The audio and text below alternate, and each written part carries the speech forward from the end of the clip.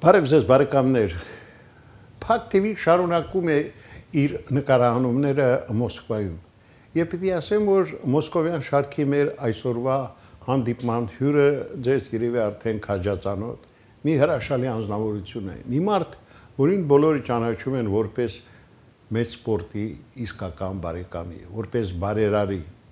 որպես գործարարի, մարդ, որը միշտ իր ժողովրդի կողքին է եղել եւ անկախ ամեն ինչից շարունակում է ծառայել մեր ժողովրդին։ Այսօրվա մեր շատ ցանկալի հյուրը Արթուր Սողոմոնյանն է։ Բարև ձեզ։ Բարև ձեզ։ Պարոն Սողոմոնյան, վաղուց չենք հանդիպել։ Ես հիշում եմ մեր վերջին հանդիպումը նոր էր, երբ դուք հրաժեշտ էիք տվել արդեն դուրս էիք եկել Փյունիկից եւ մի տեսակ ձեզ դժվար էր պատկերացնել առանց Փյունիկի, որտեղ Փյունիկը ձեր առաջին սերն է եղել եւ կարծում եմ այդպեսին էլ մնացել է։ Ինչու է այսօր զբաղված բարերար, բարեգործ, գործարար Արթուր Սողոմոնյանը, հասարակական հանրային գործիչը։ Հա, դե ես առանց գործ չեմ մնացել։ Ես այսօր տարբեր պրոյեկտներով եմ զբաղվում։ Երևի ամենակարևորը, ու ես կարծում եմ, եւ ոչ թե միայն այսօր, այլ երևի իմ կյանքի կդառնա ամենակարևոր պրոյեկտը, այդ մեր հայրենասիրական պրոյեկտները, մենք ուզում ենք եւ ստեղծենք ինստիտուտ դրակապակցության, որտեղ շատ լուրջ զբաղվում ենք մեր պատմությամբ, մեր ժառանգությամբ պահպանելով։ Ու իմ կարծիքով այդ երևի այսօր շատ անհրաժեշտ է, որտեղ մենք տեսնում ենք ինչ է կատարվում, ու ես համարում եմ, որ մեր ապագա սերունդները պետք է չկորցնեն այն ամեն ինչը, ինչ որ մենք ունենք այսօր, փորձում ենք որոշ ձևով կարգավորել, գրքեր ենք հրատարակում շատ լուրջ, մեր մոտ աշխատում են գիտնականներ, այսօր արդեն 6 հոգի մեր մոտ մշտական են աշխատում ու մի 7 8 հոգու հետ ունենք տարբեր կոնտրակտներ ու գրքեր ենք հրատարակում, շատ լուրջ ուսումնասիրում ենք, խորանում ենք այդ, որտեվ մեր լրիվ գրքերը իրանք կարելի ասել, որ գիտնական գրքեր են։ Այո, գիտական գրքեր են, որտեվ շատ մենք լուրջ աշխատում ենք արխիվների հետ ու փաստավորված է ամեն ինչ որ մենք գրում ենք, պետք է անպայման փաստավորված լինի, որտեվ հասկանում եք, այսօր մեր թշնամիները փորձում են գողանան մեր պատմությունը, դարձնեն ոնց որ իրանց անունով, մենք դրա դեմը ես ինչ որ իմ հնարավորությամբ փորձում ենք դրա դեմ առնենք, բայց շատ լուրջ ենք մոտենում, ես ուրախ եմ, որ ունեմ այդ գործում եւ պարտներներ, որից մեկը լավ գործընկերներ, հա, որից մեկը Արմեն Խոչոյանն է, Անի ֆոնդը, ինքը պատմաբան է, շատ ուժեղ, հայտնի, հա, ու մենք իր հետ ցած շարքեր ենք սկսել։ Ես պիտի ասեմ, գրքերի հրաշալի շարք ունեք, այ իմ սեղանին պատահական չի, որ այսօր այսքան գիրք է հայտնվել, որտեղ սա խոսակցության առանձին թեմա է։ Տեսեք, այս շարքից խոսեցիք, այս շարքը, որտեղ մեր մշակույթի կարկառուն դեմքերն են, մարզաշխարհի կարկառուն ներկայացուցիչները, սա իհարկե հենց այնպես չի արվել, բայց մինչև այս շարքին անդրադառնալը ես ուզում եմ մենք խոսենք վերջերս հրատարակված գրքերի մասին։ Այս մի գիրքը հայերը Լեհաստանում շնորհանդեսը բոլորին վերջերս է տեղի ունեցել Երևանում, ցավոք հասկանալի պատճառով դուք չկարողացաք մասնակցել շնորհանդեսին, բայց տեղյակ եք ինչ է կատարվել։ Խնդրեմ, ահա այս գիրքը դուք մեկ-մեկ ներկայացրեք, ասեք թե ինչի մասին։ Հա, էսի մեր առաջի գիրքն է շարքում, որը որ կոչվում է Սփյուռք։ Դուք գիտեք, որ հայերը կարելի ասել Սփյուռք ազգ են, որտեղ մեր մոտ Սփյուռքում ապրում են մի քանի անգամ ավելի քանակով 10 միլիոնից ավելի հայեր։ Մեծ քան այստեղ Հայաստանում ու ոչ թե միան ապրում են, այլ շատ լուրջ հաջողություններին են հասնում տարբեր պետություններում։ Ու օրինակ շատերը չգիտեն, որ Լեհաստանի հետ Հայաստանը միշտ ունեցել է շատ ուժեղ կապ ու հայերը այնտեղ 14 դարից շատ մեծ գործեր են արել ու հայտնի մարդիկ են, ես կարծում եմ, որ այն որ կկարդա այս գիրքը ակին նոր բաներ Այո, կիմանա հայության մասին։ Այս գիրքը մենք սկսել ենք 5 տարի առաջ Ռուբեն Վարդանյանի հետ ինքն է եղել առաջի մարդը, որ ոնց որ այդ իդեան տվեց ու գիրքը գրել է երկու շատ հայտնի գիտնական լեհեր, իրանք շնորհանդեսի եկել են Երևան, ներկայացրել են այս գիրքը մեծ սիրով, իրանք Հայաստանին սիրարված է, չնայած ազգությամբ դրիվ լեհ են, բայց շատ խոր ուսումնասիրել են ու ես խորհուրդ կտամ։ Այս բոլոր գրքերը, որ ես ասում եմ, կարելի է գնել Վալբերիսում, մենք եւ Երևանում եւ ուրիշ պետությունում Վալբերիսը կարա ոնց որ այդ գրքերը։ Այդ թվում նաեւ այս գիրքը երևի Մարշալ Բահրամանին նվիրված, այ խնդրեմ այդ մասին։ Այս երկու գիրքը դա մեր առաջի շարքն է ու երևի ազնիվ ասած ամենակարևոր շարքն է։ Այս գիրքը կոչվում է, շարքը կոչվում է Մենք գրքեր ենք հրատարակում այն հայերի մասին, ով որ հասել է շատ լուրջ հաջողության համաշխարհային մասշտաբով, դարձել է հայտնի ու պահպանել է իր կապը հայերի հետ, Հայաստանի հետ։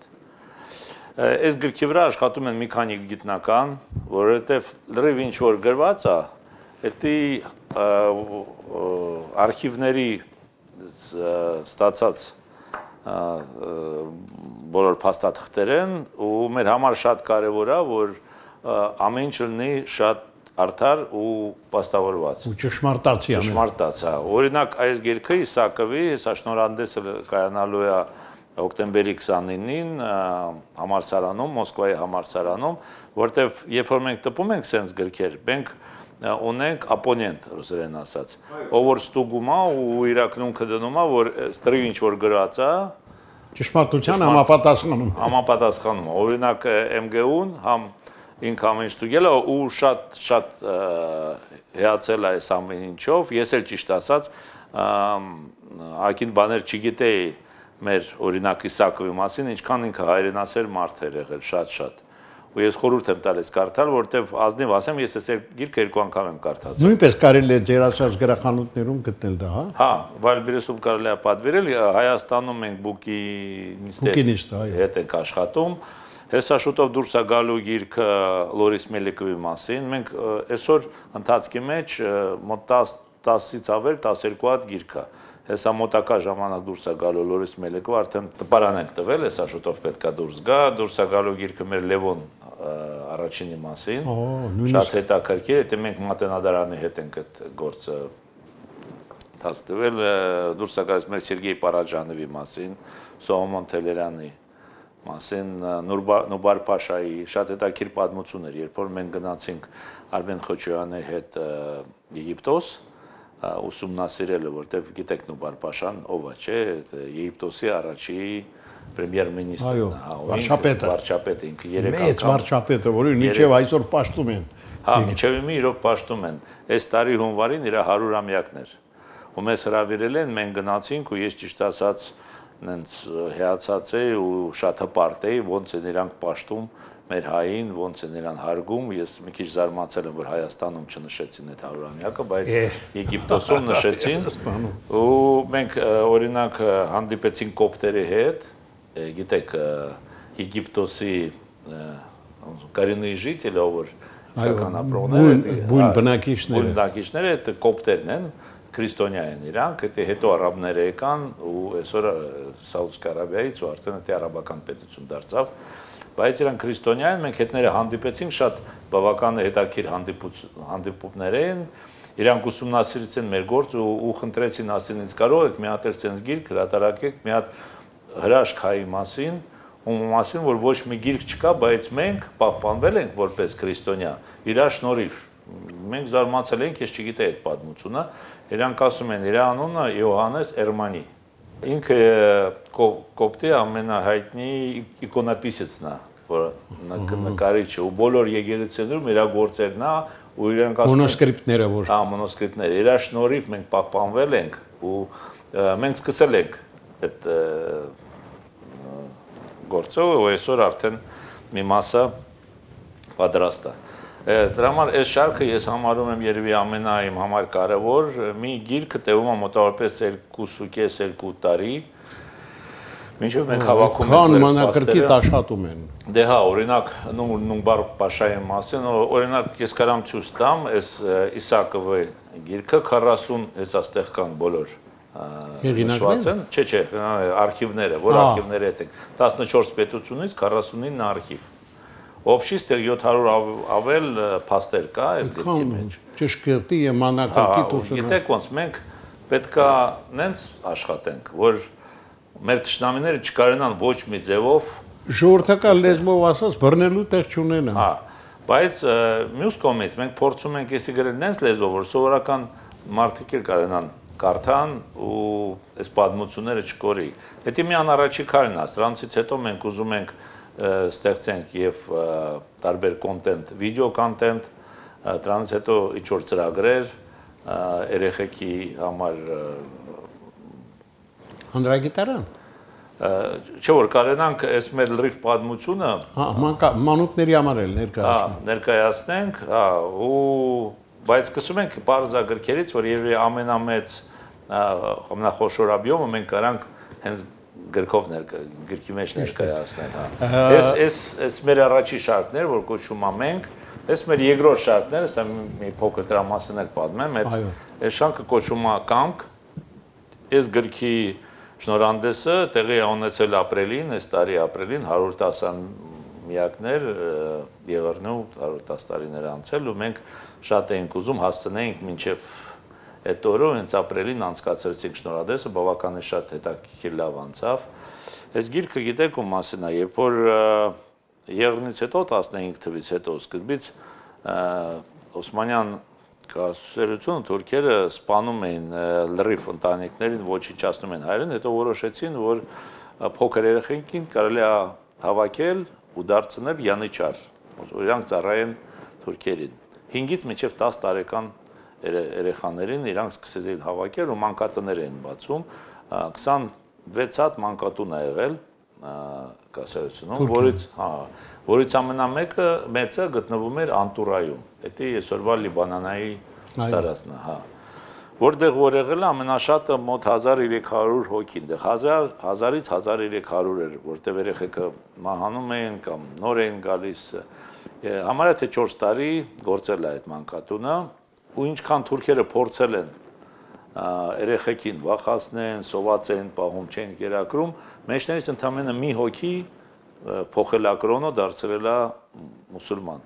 Մնացած երեխեքը պայքարել են, ոնց որ ամեն ձևով, բայց իրանց կրոնը չեն փոխել։ Ու կար մի երեխա, որի անունը Գառնիկ Բանյանով, որ անցավ այդ մանկատունը ու դարձավ հայտնի գրող Լիբանանայում ու գրեց այս գիրքը 1969 թվականին։ Այս գիրքը թարգմանվել է տարբեր լեզուներին, վերջի անգամ տպվել է Ստենֆորդի ունիվերսիտետը 2015 թվականին 15000 օրինակ ու լրիվ տարածվել է։ Ու գիտեք իրանք ինչ են ուսումնասիրում, ոնց երեխեքը սենց դժբախտություններից հետո միանգամից կայանում, ոնց որ մեծանային, ու բացի դրանից այդ երեխաները չէին վախենում, թուրքերը վախացնում էին, սոված էին պահում, բայց իրանք նենց դժբախտություններ են տեսել, որ իրանց համար թուրքերը թշնամի են, իրանք չեն վախենում ու չկարողացան գենը չեն փոխել, ոնց որ այսօրվա իշխանությունների շատերը։ Չկարողացան իրանց կամքը կոդրեն թուրքերը։ Ես ազնիվ ասեմ, այս գիրքը դժբախտության մասին չէ, այս գիրքը կյանքի մասին է, շատ եմ խորհուրդ տալիս կարդալ, որտեվ ես անկեղծ ասեմ, ես ուզում եմ մի երկրորդ անգամ կարդամ, գիտեք, սենց այնքան տպավորություն վրես թողեց, որ որոշ ժամանակ հետո ոնց որ սկսեցի կարոտ զգալ ու հիմա ուզում եմ մի հատ էլ անցնեմ, երևի որոշ բաներ կարողա չեմ տեսել, որտեվ սկիզբը շատ հետաքրքիր է, ոնց են հայերը ապրում, այստեղ Վանի շրջանում էր ապրում Գառնիկը ու իրոք շատ հրաշալի գիրք է, մենք թարգմանում ենք հայերեն լեզվով այսօր ու տարվա վերջ հույսով եմ կասցնենք, եթե չէ ուրեմն տարվա սկիզբ Երևանում անցկացնելու ենք շնորհանդես արդեն հայերեն լեզվով տպած այս գիրք առաջի անգամ եւ իր աղջիկը խոստովեց, որ Ամերիկայից կգա, ինձ թվում է բավական է շատ հետաքրքիր։ Լավ, այդ շարքի մյուս գիրքը Առնո Բաբաջանյանն է մշակել։ Չէ, էսի գիտեք ոնց էս շարք չի, ուղղակի Առնո Բաբաջանյանի 100-ամյակներ։ Ու մենք ես ֆոնդի անդամ եմ, կոչում է Naslediye Progress, ռուսական հայկական ֆոնդ, ու մենք շատ չեխ նշեցինք Առնո Բաբաջյանի 100-ամյակը մոտ 70 հատ կոնցերտ անցկացրինք տարբեր տեղերում, տարբեր ոնց որ քաղաքներում, Ռուսաստան, Բելարուսիա, Կազախստան, հա, օրինակ Գեորգիևներ եկել Մոսկվա ու շատ հրաշալի անցկացրեց կոնցերտը իր հաշվին, ինքը մեզնից գումար չպահանջեց, ասեց ես այդ մարդկանց շատ եմ հարգում, բայց ասեց ինչու դուք միան Արնո Բաբաջանին եք նշում հարյուրամյակը, գիտեք, որ եւ Էդվարդ Մերձայանը եւ Ալեքսանդր Արոճունյանը իրանք բոլորը նույն տարիքի են, նույն լավ ընկերներ, ու լավ ընկերներ են, ու շատ հրաշալի կոնցերտ անցկացնեց, ասեմ, ավարտվեց գիշերվա 2-ին համարյա թե 1 կես էր, բայց մի հոգի դուրս չեկավ, ես էլ էի ներկա այդ կոնցերտը, շատ մեծ բավականություն ստացա այդ համերգից։ Մինչև մարզական աշխարհին նվիրված այս գրքերի մասին խոսելը, ուզում եմ անդրադառնանք նաև Մաջարսկի այս գրքին, որը Բելարուսիայում 2024 թվականին ճանաչվել է լավագույն գիրք։ Այս է մեր առաջի ոնց որ совместный համատեղ գործարքներ ֆոնդ Անիվի հետ, Արմեն Խաչյանի հետ։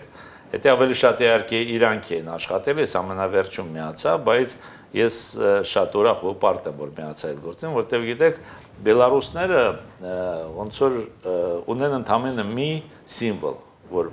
մի խորհրդանիշ, որ իրանք հպարտանում են դրով ու դրանով են իրանք տարբերվում, ասենք թե ամենտեղ նշում, այդ կոչվում է Սլուցկի պայսա, ասեն շատ հարուստ, գործած, այո, գոտիները, ու այդ ստեղծել են հայ ընտանիք, Ղրիմից եկած հայ ընտանիք, որ ազգանունը Մաջարսկի, ու բելարուսները դրա մասին այդքան չգիտեն, այդքան լուրջ չեն ուսումնասիրել, երբ որ մենք սկսեցինք ուսումնասիրել ու հրատարակեցի այս գիրքը, իրոք հացել են, իրանք դաժե ոչ թե մի տարի, այլ 2 տարի այս գրքին տվեցին հաղթանակ որպես լավագույն գիրք ու դաժե որոշ պրեմիա տվեցին մեզ, մենք ուրախ ենք ու շատ լավ տարածում է, որովհետև դա կարելի ասել այսօր երևի Բելարուսիայում ամենանց ուժեղ պատմական գրքերից մեկն է, Մաջարսկի։ Պարզ է։ Գիտեք, մինչև այս երկու գրքերին շարքի մշակութային մարզական շարքի երկու գրքերին անդրադառնալը նախ ուզում եմ մեր ունկնդիրների համար էլ մի այսպիսի հաճելի անակնկալ բացահայտեմ, այստեղ խնդրեմ կոնյակներ են հայ 5 մարշալների նվիրված, պատկերացնում եք բարեկամներ, եւ այս գաղափարը նույնպես Արթուր Սողոմոնյանին է, խնդրեմ, պարոն Սողոմոնյան, ինչի բացատրեք, վերցրեք ձեզ մոտ, ցուցադրեք մեր ունկնդիրներին։ Գիտեք, կոնյակը իմ համար ոչ թե միան խմիչք է։ Չեկեք այսպես կամեր ոչ թե միան ալկոգոլ խմիչք է։ Ես երևի սկզբից սկսեմ, ես ուսումնասիրում էի պատմությունը հայկական կոնյակի, ու ես օրինակ կոտիգարիկ դեմ եմ, որ հայկական կոնյակ խոսքը չօգտագործվի, հակառակը ես համարում եմ, որ պետք է միշտ լինի հայկական կոնյակ, որտեղ մենք սովետական վաղ հպարտանում ենք, երբ որ ասում են արմյանսկի, առաջի խոսքը որ գալիս էր միտը դա կոնյակն էր, որովհետև հրաշալի իսկապես։ Հա, ու երբ որ ուսումնասիրում էի այդ պատմությունը, ու մենք հիմի պատրաստում ենք գիրք, արդեն սկսել ենք մեր Մարկար Սեդրակովիչի մասին, հա, հայտնի մեր կոնյակագործի։ Կոնյակագործ, շատ հետաքրքիր պատմություն էր, սա շուտով գիրքը դուրս կկարդաք, երևի գիտեք, որ ինքը Վանի շրջանից էր ու իր ծնողներին սպանել էին բոլորովին Ռիվերա գյուղը, ու երբ որ ռուսները մտան գյուղ, լսեցին, որ ինչ որ ձեն է գալիս, որտեղ թուրքերը սպանում են, գցում ու վառում են դիակները, ու լսեցին, որ ինչ որ ձեն է գալիս, սկսեցին քանդել, տեսան դեղ երեխա էր 7 տարեկան, դա հենց Մարկար Սեդրակովիչը, իրան ուղարկեցին ինքը Հայաստան, ինքը սկզբից Գյումրիում ընժամ Ալեքսանդրապոլի մանկատանը։ Հա, հետո Արտաշատում ինքը մեծացավ մանկատան տանը, ու հետո դարձավ իրոք սովետի ու դաժե համաշխարհային մասշտաբով ընդունված, ասենք թե բոլոր 3 այդ կոնյակի տները իրան տվեցին հաղթանակ, կոչվում է Ռիցեր դեգուստացիա, լավագույն հայ, դա 1972 թվին կայացավ։ Դրանք իրոք շատ ուժեղ մասնագետ որ ստեղծեց այդ հայկական կոնյակը ու դարձրեց համաշխարհային, դաժե գիտեք, Չերչիլն էր կոնյակը, Պաստերնակը կոնյակի մասին խոսքեր էր գրում։ Ու այդ մարդը, ինչի ես այդքան երկար պատմում եմ, գիտեք ոնց, ինքը կոնյակով մեր հայոց պատմությունը պահպանում էր։ Ինքը կրվով, դավով անունները դնում էր Անի, Դվին, Նայրի, Հայաստան, Վասպուրական, աղտամար պատմությունը Հայաստանում չգիտեին, հենց Կոնյակը, այո, այն մասսայական դարձրեց այդ պատմությունը, անունը ունեց աղտամար ու դրանից հետո այդ լեգենդը հիշեցին ու արդեն այսօր աղտամար համ սիգարետ կա, համ եսիմ դեղ ռեստորաններ, բայց առաջինը հենց այդ երաշնորհներ ու գիտեք, այդ հիմի մեզ թվում է թե ինչ որ խմիչքներից մեկն է այն ժամանակ սովետի վաղ, դա համարում էր լավագույն պետության խմիչքը, երբ որ ասենք թե առաջի դեմքերը հանդիպում են, սեղանին պետք է անպայման լիներ հայկական կոնյակ։ Երբ որ Գագարինը թռավ կոսմոս, ինքը իր այդ երկու բուտելկա հոբելյանական երկու շիշ կոնյակ տարավ ու այդ պատմությունը կլինի մեր գրքի մեջ, երբ որ հետ եկավ, իրան դիմավորեցին, երբ որ ինքը իջավ, հետո ինքը ասեց, սպասենք, դեռ մի շիշ պետք է մնացած լներ, վազեցին արդեն չկար, տեխնիկները տարել են, այդ պատմությունը կա։ Ուզում եմ ասեմ, կոնյակն էլ է մեր պատմության մի մասը։ Ու դրա համար մենք Գեորգի Միսակվիչի հետ, էդի Օնանյան կազմակերպության սեփականատերը Գեորգի Միսակվիչյանը որոշեցինք, որ մենք պետք է մեր մարշալների անուններով կոնյակ արտադրենք, հա, էդի 30 տարվա Արցախի սպիրտերով արտադրած կոնյակը կարելի է գնել այսօր, հեսա շուտով դուրս են գալու համ duty free, համ ինչ որ խանութներում հենց այդ կոնյակը ու մենք փորձում ենք ինչ որ այդ ձևել այդ մարդկանց անունները։ Պարոն Սողոմոնյան, այս շարքը մշակութային, սպորտային սկսենք Նիկիտա Սիմոնյանին նվիրված այս գրքով, որովհետև ես գիտեմ, թե որքան մեծ բարեկամներ եք Նիկիտա Սիմոնյանի հետ, բացի այդ, խնդրեմ, վերցեք գիրքը խոսեք, բացի այդ եւս մի գիրք նվիրված Արկադի Անդրեասյանին, հայկական ֆուտբոլի բոլոր ժամանակների թերևս մեծագույն կիսապաշտպանի մասին է այս գիրքը։ Լավ, Նիկիտա Սիմոնյանը շուտով դառնում է 99 տարեկան, եւ գիտեմ առաջիկայում հանդիպում ունենք։ Հա, երկու շաբաթից ինքը դառնալու է 99 տարեկան, ու դա իհարկե նշվելու է Հայաստանում, Աստվածերան առողջություն տա, որ մյուս տարի իր 100-ամյակը նշենք։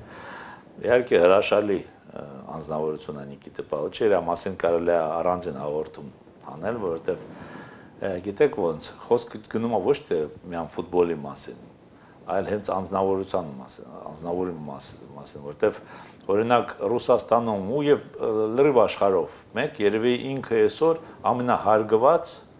ամենաճանաչված ֆուտբոլիստներից մեկն է։ Օրինակ իր ամեն ծնունդին Ինֆանտինոն զանգում է անձամբ պրեզիդենտը շնորհավորում է ուրիշ պետություններից, ինքը իրոք ու այդ իր ինտելիգենտնեսը, իր ճշմարտությունը, գիտեք, ֆուտբոլը մի քիչ այնպես բարդ երևի, շատ էմոցիոնալ, կարելի է տեղ-տեղ կոնֆլիկտային, չէ, ինչ որ պատմություններ են, ու երբ որ ինչ որ տենց վեճ անում, ստեղ էլ Ռուսաստանում ինձ բոլորը պատմում են, մենք գնում ենք Սիմոնյանի մոտ, ոնց ինքը ասեց, ոնց Նիկիտան ասեց, ուրեմն այդ ճիշտը դա է։ Ու ես օրինակ կարամ, եթե ժամանակը ներում եմ, մի հատ փոքր պատմեմ դեպք, որ ես ներկա էի, եթե 2019 թիվներ Հունգարիայում վերանորոգել են իրանց հանրապետական մարզադաշտը, գլխավոր մարզադաշտը ու խնդրեցին, որ Նիկիտա Պավլովիչ Սիմոնյանը գա ներկա լինի։ Բացմանը, խաղում են Հունգարիայի հավաքականը եւ Ուրուգվայի հավաքականը, Սուարեսն էլ կապիտանն էր այդ վաղտա Ուրուգվայ։ Ես շուտ մի Նիկիտա Պավլովիչը զանգեց, ասեց Արտուր Լյուդան է իրակինը շատ խիստ էր, այն որ Նիկիտա Պավլովիչը սենց առողջ մինչև հիմի ամեն օր գնում է գործի, դա ճիշտ ասած մեծ լուման է հենց Լյուդան մեծն էր Լյուդմիլ Գրիգորյանի եւ կարծել ասել շնորհքն է։ Հա, ես գնացի, ինքը ասեց քեզ կլսի, ինձ չի թողնում, ասում է առողջականը տեն չէ, ոբշեմ ես գնացի, համոզեցի Լյուդմիլ Գրիգորյանը, ասացի խոսք ենք տալիս, ես ու Ալեքսանդր Միրզայանը ոնց որ կողքը կլնենք։ Ու եկանք Հունգարիա, ինքը մի անգամից այրոպորտից գնաց Գերեզմանոց, ինքը միշտ ինքը Ֆերենց Վարաշի լավագույն Ֆերենց Պուշկաշի հետ միշտ ընկերություն էր անում ու շատ էր պաշտում իրան, գնաց իր գերեզման ծաղիկներ դրեց, ու եկանք խաղի լիքն էր ստադիոնը 53000 հանդիսատես ստադիոնը լիքը ստացել ու կանչեցին Նիկիտա Պավլովիչը հետևից եկան, ասին կարող եք դուրս գաք ու առաջի ոնց որ հարվածը գնդակին դուք Ինքը ասեց, խնդրեմ,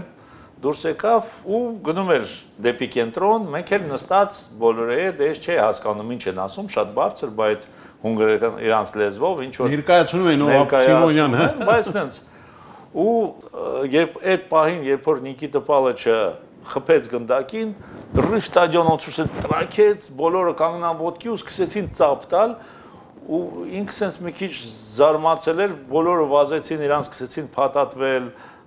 երկու հավաքականներն էլ Հունգարիան ու իրան մոտիկացան, ասին խնդրում ենք Օրբանը, մեր նախագահան, ուզում է որ դուք այս ֆուտբոլը իրար հետ դիտեք, կարող եք բարձրանալ, ինքը ասեց, հա ու ճանապարհին դեռ մենք ընկեր ունենք Շանդեր, ինքը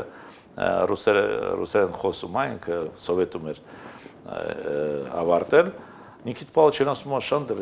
ինչ է կատարում, չեմ հասկանում, ինքը ասում է, գիտես, երբ որ դու գնում ես դեպի կենտրոն, այս հաղորդավարը պատմում էր, որ 1953 թվին բացվել է այս մարզադաշտը, ու առաջի խաղը եղել է Գոնվենտ Սպարտակ։ Գոնվենտը 3-2 հաղթել է, որտեղ որ 2 գոլը խփել է Ֆերենցվարոշը, իսկ մի գոլը խփել է Սպարտակի կապիտանը։ Գոլեղինակը դարձել է Սպարտակի։ Դարձել է, հա, Նիկիտա Սիմոնյան։ Ու պատկերացնում եք, անցել է 66 տարի, ու այդ երկու թիմից ընդամենը մի հոգի է սաղ մնացել, ապրել մինչև այսօրս, ու ինքը ոչ թե ուղղակի եկել է այս խաղի, այլ ինքը գտնվում է կենտրոնում, ու այս պահին ինքը զարկում է գնդակին։ Ու այդ պահին լրիվ ստադիոնը ոտքի կանգնեց, ոնց որ ես հիմի որ հիշում եմ, շաքաղվում եմ որտեղ։ Իրոք ու նենց հարգանք ունի այդ մարդը, իր մասին շատ բաներ է կարելի պատմել, ինչ իր անվիրվածության մասին։ Մենք այդ առանձին հաղորդման լավ, եւ մյուս գիրքը մարզաշխարհի Արկադիյ Անդրեասյան, սա խնդրեմ։ Արկադիյ Անդրեասյան հեղինակ Ալեքսանդր Գրիգարյանն է, լավ ընկեր է, ինքը շարք է գրում, հիմի վերջացնում արդեն շուտով գրած պարակին գրա այդ Նիկոլայ Կազարյանի մասին, էլի շատ հետաքրքիր գիրք է։ Իհարկե Անդրեասյանը, եթե ազնիվ ասեմ, ես իմ կարծիքն եմ ասում, սովետի վաղ երևի անցած դարի ես իրան համարում եմ լավագույն ֆուտբոլիստ։ Հա, կարող է ասեն Խորեն Հովհաննիսյան, բայց ես օրինակ համարում եմ, որ Արկադիյ Անդրեասյանը իմ բախտը բերեց, մենք շփվում էինք կյանքում, ծանոթ էինք, հա, ինքը եւ դարձավ չեմպիոն եւ 2 անգամ գավաթ հաղթեց ու այդ որ 73 թվին Արարատը դարձավ Սովետ միության չեմպիոն եւ գավաթագիր, իհարկե մինչեւ Նիկիտա Պալեչն էլ այնց ասում, որ դա մեծ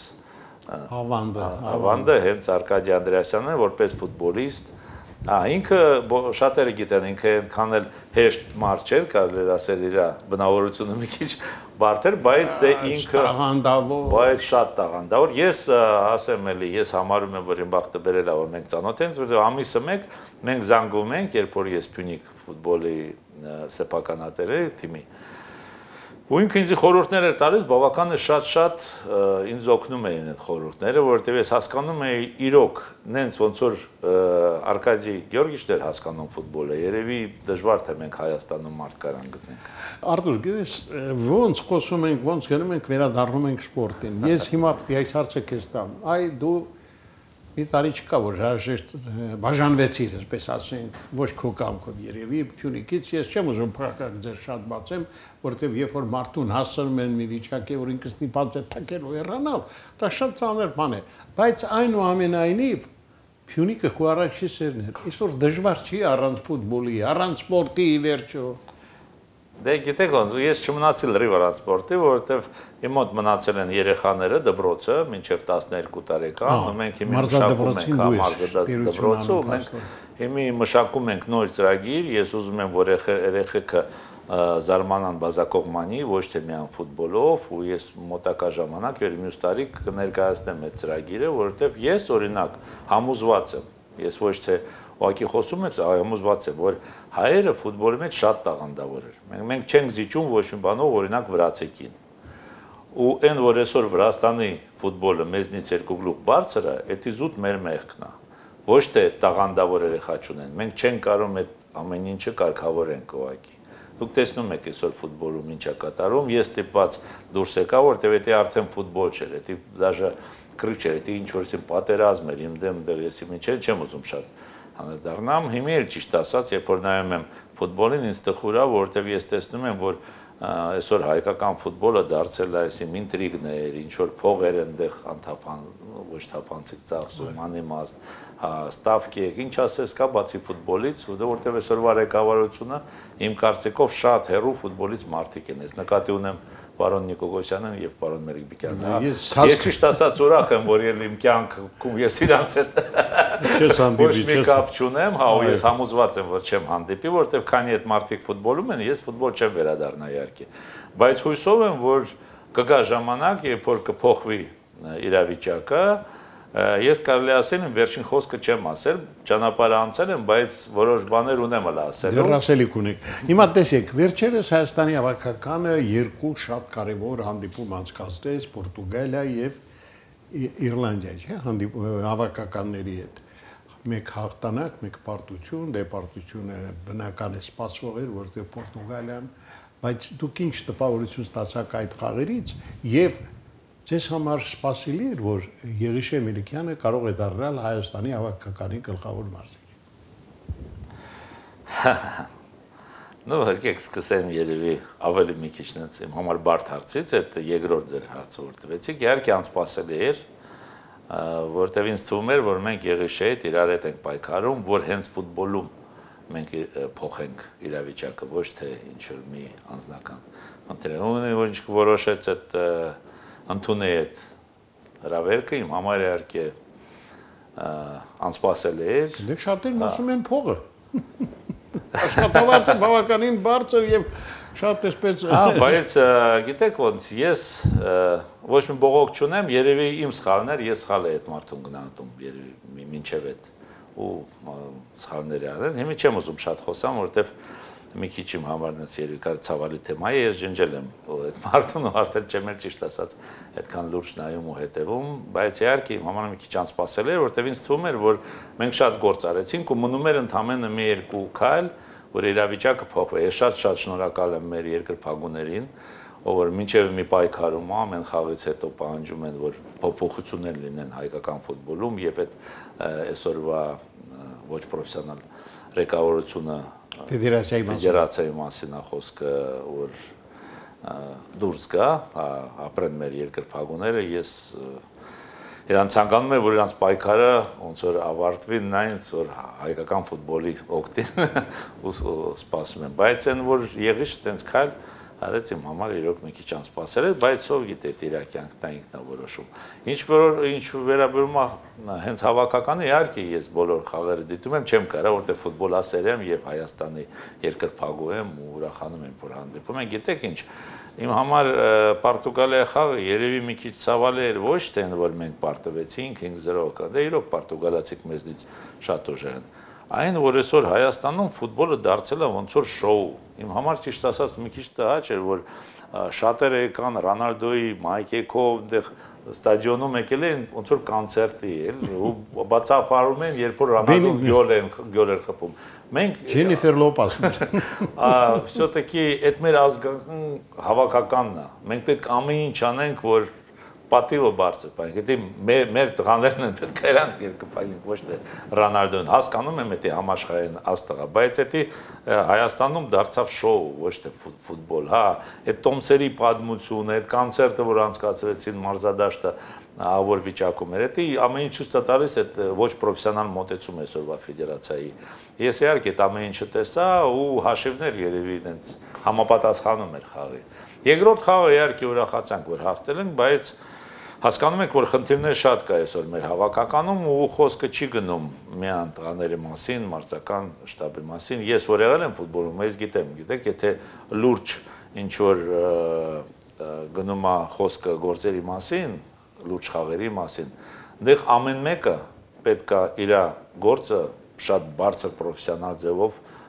կատարի, եւ ադմինիստրատորը, եւ բժիշկը, եւ խաղացողը, եւ մարզիչը, եւ ադմինիստրացիան։ Այսօր ես իմանալով ներս ինչա կատարում, գիտեմ, որ տեն չէ։ Մենք գիտենք, որ հենց Եղիշը այդ թիմով եկալեց մեր Արոյանը դուրս եկավ կապիտանը, իսկ դա իմ համար ճիշտ ասած էլի ցավալի նշան էր, որովհետեւ գիտեք, էլի լինելով ֆուտբոլի ներսը խոսքը չի գնում երբ որ խոսքը գնում է կապիտանի մասին, ոչ թե միայն որպես խաղացող, Կապիտան Լեգեվ Ռազդիվալկեն հանդերձերանում է գլխավորը։ Ինքը մարզիչի առաջի օգնականն է։ Ինքն է տղաներին ոնց որ տրամադրում, դա շատ կարևոր դեր է խաղում։ Ու իմ կարծիքով Վարազդատ Արայանը այդ կողմից շատ ուժեղ, ես տեսել եմ իրան նույն փինիկում, ինքը իրոք ուժեղ տղա էր, էլի, ու ես իրան հարգում եմ, ու մինչև էլ հարգում եմ դաժե այդ քայլի համար։ Իմ համար իհարկե շատ ցավալի է, որ այսօր Հենրիկ Մխիթարյանը չի խաղում Հայաստանում, բոլորս գիտենք պատճառը, որովհետև Հենրիկի պես ֆուտբոլիստ մենք պատմությունում չենք ունեցել ու երևի երկար ժամանակ կլա։ Չենք էլ ունենալ։ Ես հույսով եմ, որ կգա ժամանակ կունենանք, որտեղ հեսելի կրկնեմ, ես տեսել եմ այդ երեխաները, տաղանդավոր երեխեք։ Ես մարզիչ ունեի, օրինակ, մեծ փոքր պատմեմ, ինքը Հունաստանից էր։ Եկավ մեր երեխաներին որ տեսավ 11 թվի երեխա էր։ Ինքը վիդեոն նկարում էր, ուղարկում էր Բավարիա, ասում էր տեղեք, տեսեք Հայաստանում ինչ երեխեք կան։ Ինքը մինչև այդ աշխատում էր Հունաստան, Բավարիա, ասում է, սենց երեխա է ոչ միտեղ չեմ տեսել։ Բայց հետո գիտեք շատ լուրջ process է այդ երեխուն բերել դարձնել ֆուտբոլիստ, որը որ մեզնից է կախված։ Դեռ ամեն շաբաթը կարա դեր խաղա։ Ամեն վարժություններ, ամեն մոտեցումը, ամեն պետքա ճիշտ լինի։ Այսօր ցավոք սրտի լուրջ ոչ ոք Հայաստանում դրանով չի զբաղվում, ու այդ երեխեքը կորում են։ Բայց ես համոզված եմ, որ կգա պահա, իրավիճակը կփոխվի, ու մենք կկարանանք գրավենք հենց այնտեղ, որտեղ այն որ Հայաստանը դուբլը, կստати, շուտով դուրս է գալու կինո, որտեղ որել ես մասնակցեցի, կոչվում է Զալատոյ դուբլ։ Ինքը գերեստական կինո է, իմ դուր եկավ, ես հույսով որ մեր հանդիսատեսների դուրներ կգա, դա 1973 թվի Արարատի մասին, որտեղ եթե գիտեք, դուբլը դա շատ բարդ է հաղթել, որտեղ առանձնությունը հաղթում ամենաստաբիլ թիմը, իսկ գավաթը հաղթում էր թիմը, որ ունի բնավորություն, որ կարա մի խաղ ոնց որ հավաքվի, կռիվ տա, իսկ երբ որ մի տարվա մեջ մի թիմը հաղթեց եւ գավաթը եւ առանձնությունը, այդ նշանակում է, իսկ այդ տարի մենք ունեինք մեր պայքարում են Դինամո Կիևը, չէ, բոլոր ուկրաինական թիմերը, իրանք Սպարտակը, Դինամո Թբիլիսի, Դինամո, բայց բացի դրանից մի հատ էլ պատմություն կար, դա կինոյում կտեսնեք, երբ որ Շերբիցկին այն ժամանակվա Ուկրաինայի առաջին քարտուղարը հավաքել էր ուկրաինական թիմերը ու ասել էր, որ պետք է Դինամո Կիևին օգնեք, այս տարի Դինամո Կիևը պետք է չեմպիոն դառնա։ Իսկ մեր Արարատի դեմ բոլորը ոնց որ լավ հիշում եմ ես։ Էներգիա են խաղում, որ մենք դարձանք չեմպիոն ու այդ պատմությունը մնաց, որտեվ լրիվ սովետի պատմության մեջ ընդամենը 3 քաղաք են բերել դուբլը, դա Մոսկվա, Կիև եւ Երևան։ Ոչ Մինսկ, ոչ Թիֆլիս, ոչ ինչ որ ուրիշ քաղաք, նման պատվի չի արժանացել։ Նման պատվի չի արժանացել։ Համար ես համոզված եմ, որ մեր մեջ կա, ուղղակի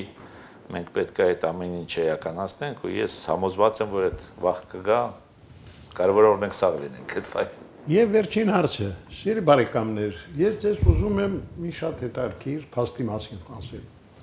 Արթուր Սողոմոնյանը արդեն նշեցի, որ շատ անտարբեր չէ մշակութային կյանքի, մշակույթի ոլորտին։ Եվ պատահական չի, որ նա 1 տասնյակից ավելի ֆիլմեր է նկարել մեր մշակույթի աշխարհին առնչվող։ Առաջիկային Փակ TV-ն այդ ֆիլմերը ցուցադրելու է պարոն Սողոմոնյանի, ինչպես ասում են, թույլտվությամբ, որպես հեղինակային իրավունքը նա մեզ կփոխանցի եւ մենք դա կանենք, դուք կդիտեք։ Ես հասկացա, որ մշակութային կյանքը ձեզ համար իրոք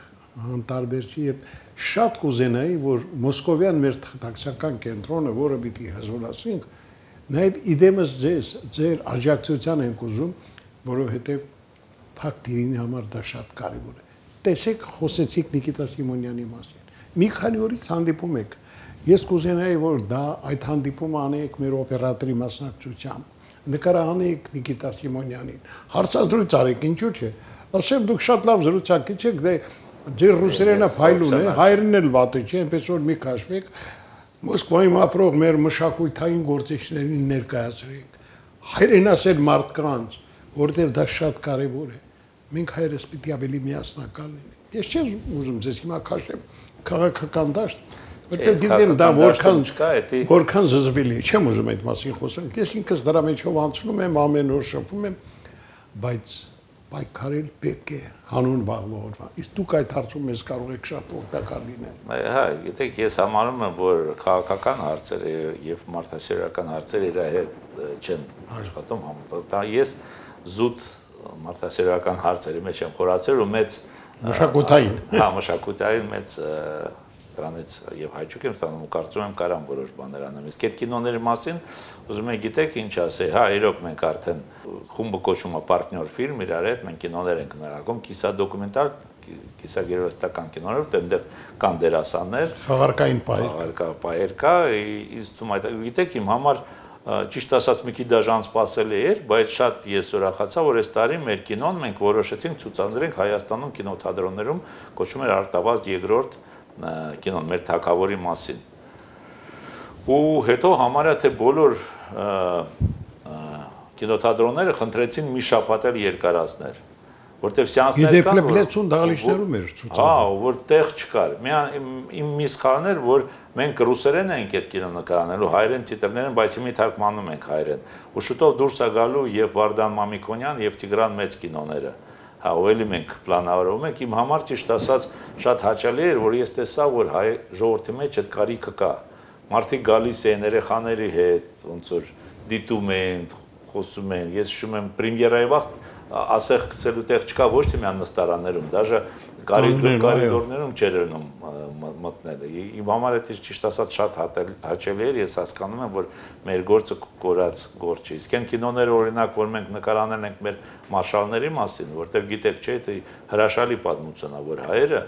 ունեցել են 5 մարշալ։ Մենք երրորդն ենք սովետում, առաջինը պարզ ռուսներն են, երկրորդը ուկրաինացիք, հետո գալիս են հայերը մարշալների քանակով։ Հետո նոր վրացիք, բելարուսները իրանք ունեն 3 մարշալ։ Իսկ մենք ունենք 5 մարշալ, այդակերը որ 5-ն էլ Ղարաբաղից էին։ 3-ն էլ մի գյուղից։ 2-ը մի գյուղից, Բաբաջանյանը ու Բաղրամյանը, հա, Չարդախլու գյուղից են։ Որտի գիտեք ոնց, որտեվ ամեն մեկի մասին կարելի է երևի առանձին հաղորդում անել, չես կարա դաժե ես 10-րդ մասը իրանց մասին պատմել։ Այնքան ու մենք պետք է հիշենք այդ մարդկանց, պարտանք ես ուրախ կնեմ, եթե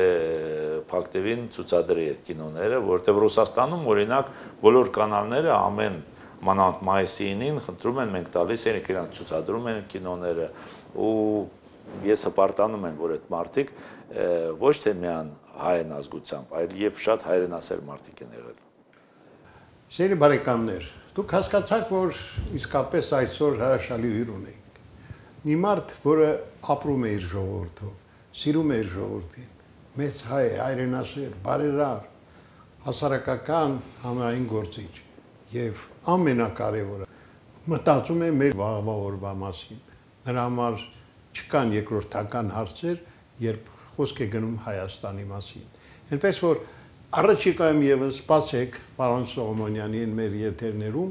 եւ ինչպես ինքը ասաց, հաճույքով կմասնակցի մեր բոլոր մշակութային ծրագրերին։ Շնորհակալ եմ։ Ես շնորհակալ եմ։ Սիրելի բարեկամներ, այսօր այսքանը մնանք լավատես եւ սպասենք Արթուր Սողոմոնյանի հետ նոր հանդիպմանը։ Ցտեսություն։